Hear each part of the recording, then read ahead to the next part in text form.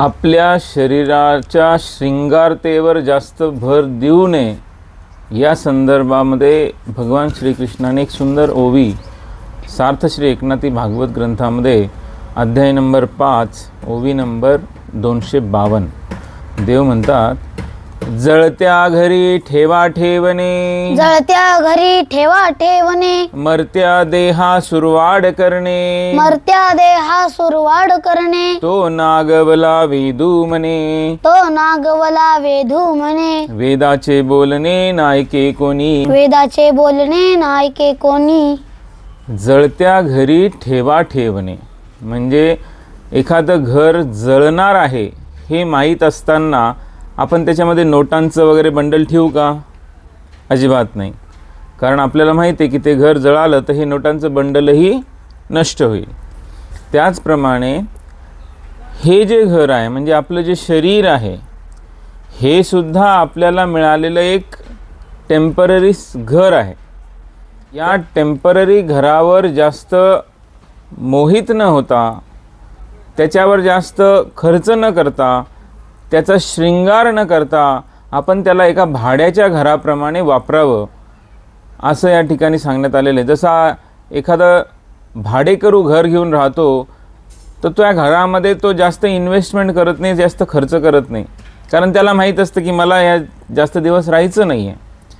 मग त्या घरामध्ये तो काही फरशी बदलणार नाही किंवा काही डेकोरेशन करणार नाही, जास्त थोडंफार तो करतो. त्याचप्रमाणे आपल्या शरीरावर सुद्धा आपण जास्त खर्च करू नये, या शरीराच्या मोहात पडू नये, त्याच्या शृंगारावर जास्त लक्ष देऊ नये आणि याला एका भाड्याच्या घराप्रमाणे आपण ट्रीट करावं. एक किरायेदार जसं भाड्याचं घर वापरतो तसं आपण ह्या घराला वापरलं पाहिजे, ह्याच्यात जास्त आसक्त होऊ नये असं वेद सांगतात, देव सांगतो.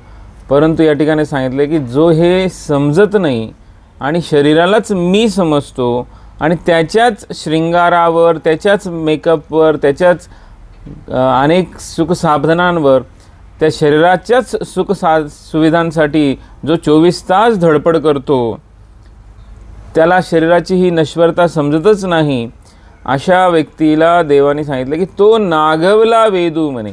वेद म्हणतात की तो फसला. का असं वेद म्हणतात?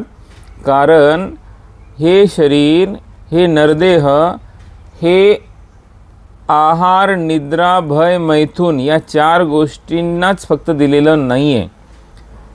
इतर सर्व योन्यांमध्ये आपण हे 4 गोष्टीच केलेल्या आहेत. आहार, निद्रा, भय, मैथुन याच्या पलीकडं जी 5वी गोष्ट आहे ती म्हणजे मोक्ष.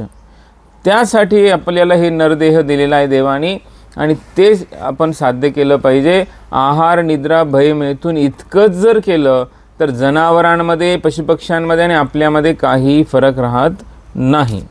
त्यामुळे या शरीराच्या शृंगारापेक्षा या शरीराला मोक्षाचं साधन कसं बनवता येईल हे आपण पाहिलं पाहिजे.